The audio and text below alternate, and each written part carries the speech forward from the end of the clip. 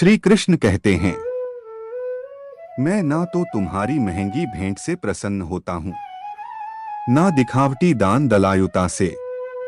अगर मेरे मन को हरना है तो मुझे प्रेम से पुकारो, मैं हाजिर हो जाऊंगा। अवास्तविक चीजों को लेकर मन में कभी डर पैदा मत होने दो, वो वास्तविक नहीं है। वह ना तो कभी था और ना कभी होगा। इसके विपरीत जो वास्तविक है वह हमेशा से था और उसे ना तो बदला जा सकता है, ना कभी नष्ट किया जा सकता है। जो मनुष्य किसी अच्छे काम में लगा हुआ होता है, आने वाले समय में उसका अंत कभी बुरा नहीं होता है। मनुष्य अपनी 3 प्रमुख कृतियों द्वारा नरक के द्वारा पर पहुंचता है। वे तीनों कृतियां काम, क्रोध और लोभ हैं। मनुष्य का समस्त निर्माण उसके विश्वास के फलस्वरूप होता है। जैसा वह सोचता है उसी के अनुरूप वह बनता है। परिवर्तन इस संसार का नियम है। एक नजर में तुम असीम संपत्ति के मालिक बन सकते हो, दूसरी नजर में तुम दरिद्र बन सकते हो। एक इंसान के रूप में इस धरती पर तुम्हारे कुछ कर्तव्य हैं। अनिवार्य रूप से अपने कर्तव्य को निभाओ। किसी से सच्चा प्रेम होना शुद्धता और दिव्यता का प्रतीक है। जो कुछ भी हुआ है उसमें तेरा कोई योगदान नहीं है, इसलिए तुम्हारी सारी परेशानियां व्यर्थ हैं। हर चीज की शुरुआत मुझसे होती है और खत्म भी मुझ पर आकर ही होती है। इंद्रियों से मिलने वाला सुख सच्चा नहीं होता है। इंद्रियों का सुख पहले तुमको अमृत की मिठास देगा, लेकिन बाद में तुम्हारा विनाश कर देगा। तुम अपने जीवन को सार्थक बना सकते हो, लेकिन इसके लिए तुम्हें मेरी शरण में आना पड़ेगा। अगर तुम्हें मेरी बातें अटपटी लगती हैं, तो तुम्हें अपने नजरिए को बदलने की जरूरत है। अभी तुम चीजों को उस तरह से नहीं देखते हो जिस तरह मैं देखता हूं। अगर एक बार तुमने मुझ पर विश्वास कर लिया तो तुम्हें जीवन में कभी निराश होना नहीं पड़ेगा। एक बार जो मुझ पर विश्वास करता है उसको मैं कभी छोड़ता नहीं हूं। जो मेरे भक्तों के साथ धोखा करता है उसके लिए मैं सबसे बड़ा शत्रु हूं। अगर किसी ने मेरे भक्त को एक बार भी धोखा दिया तो जन्मों जन्मों तक मैं उसका उद्धार नहीं करता हूं। इस देवत्व का सर्वोच्च मैं हूं। सब कुछ मुझ पर निर्भर है। अगर तुमने मेरे बारे में जान लिया तो तुम्हारा कल्याण निश्चित है।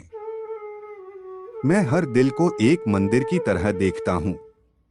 जो दिल जितना सुंदर होता है वहां मैं उतना ही अधिक ठहरता हूं।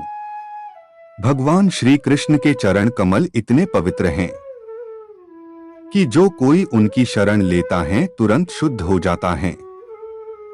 इस दुनिया में तुम प्रेम सभी से करो, लेकिन पूर्ण रूप से विश्वास किसी पर मत करो। अगर तुमको भरोसा करना है तो केवल कृष्ण पर करो।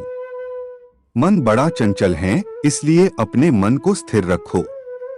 उसको कभी व्यथित मत होने दो। आपने जो कुछ भी किया वह आपके साथ एक दाग की तरह चलेगा, इसलिए अपने कर्म में शुद्धि लाओ। बुरे विचार मन को दुखी और परेशान कर सकते हैं, लेकिन जब आप कृष्ण में विश्वास करते हैं तो कृष्ण स्वयं आपकी सब परेशानियां दूर करने आते हैं। मैंने अभी तक तुम्हारे शरण में आने के प्रस्ताव को स्वीकार नहीं किया है, क्योंकि तुमने अभी तक पूर्ण रूप से समर्पण नहीं किया है।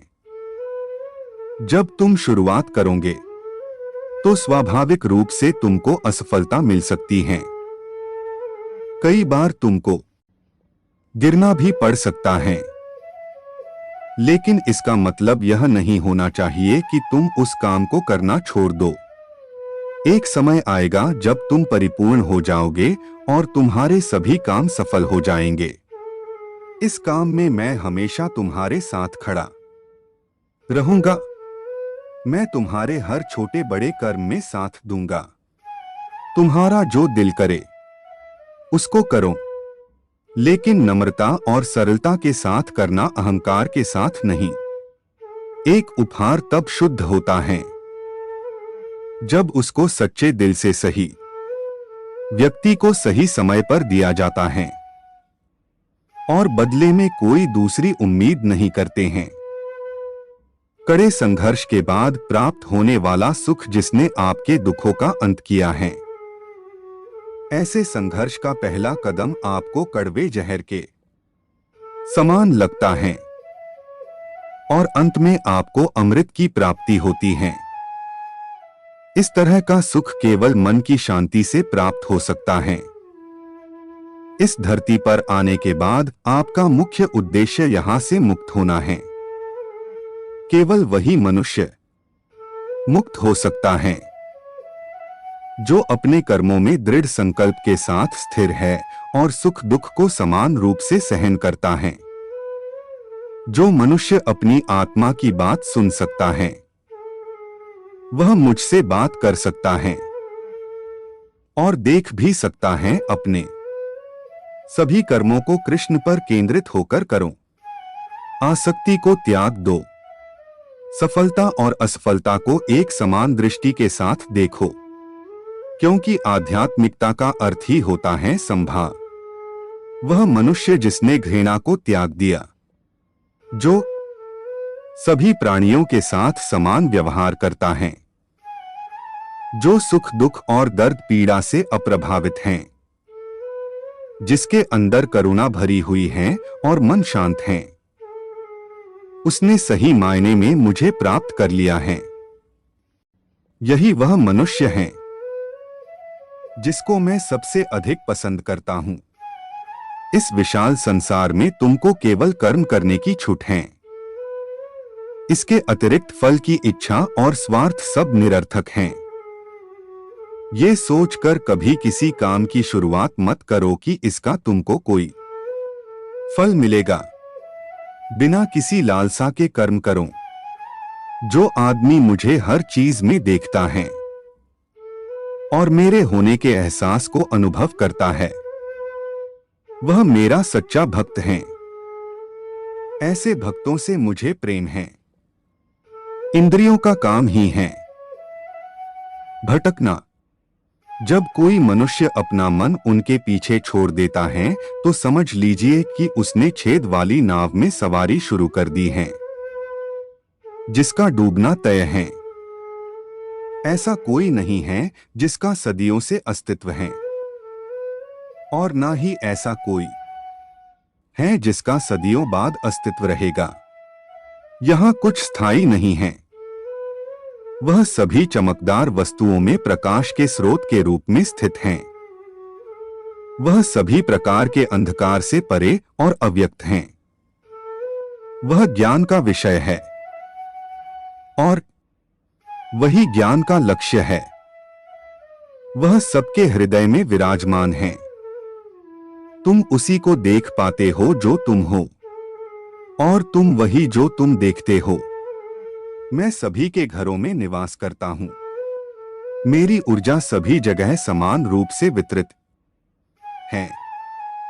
जो मुझे पहचान लेता है उसको मैं भक्ति रस प्रदान करता रहता हूं। मैं सर्वनाश कर सकता हूं। मेरे रुकने की वजह मेरे भक्त हैं। जिस दिन मेरे सभी भक्त मर जाएंगे मैं सर्वनाश कर दूंगा। जो व्यक्ति अहंकार से मोहित होकर अपने कर्मों को अंजाम देता है, मैं उसके खिलाफ खड़ा होता हूं। तुम हमेशा के लिए यहां रहने वाले नहीं हो। तुम्हारा जीवन बहुत सीमित है। जो मनुष्य यहां आता है वह अपनी क्षमता को तलाशने के लिए आगे बढ़ता है। ये गलत नहीं है अगर तुम निस्वार्थ भाव से अपनी गति करते हो। स्वभाव के द्वारा निर्धारित कर्तव्य का पालन करने से कोई पाप नहीं होता है।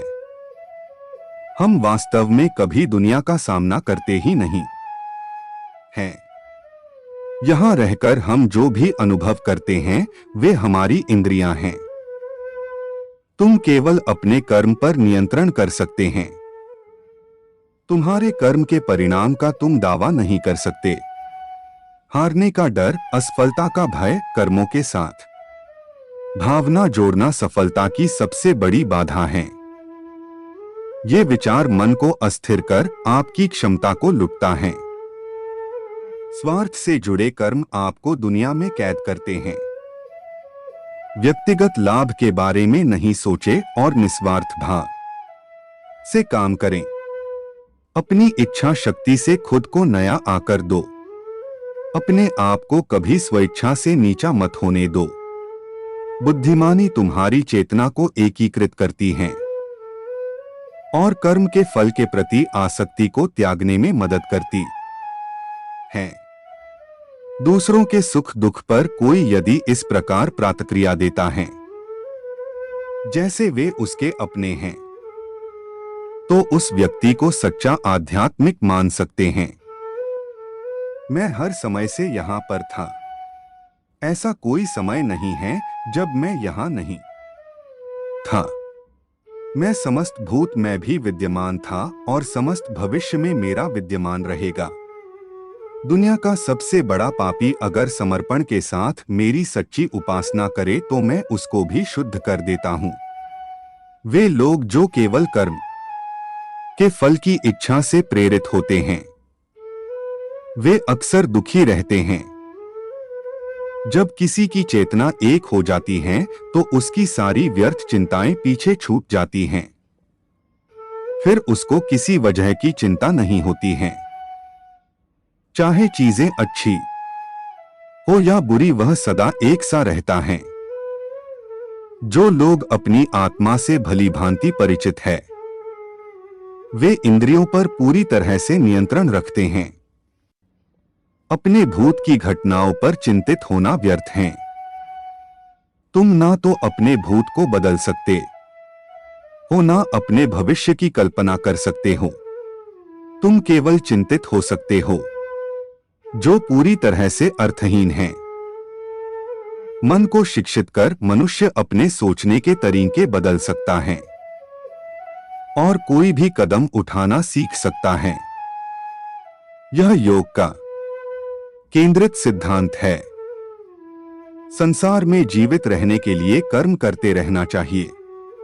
अपने कर्तव्यों से दूर रहकर कर्म से बचने की कोशिश नहीं करनी चाहिए। जो सुना है उस पर विश्वास मत करो।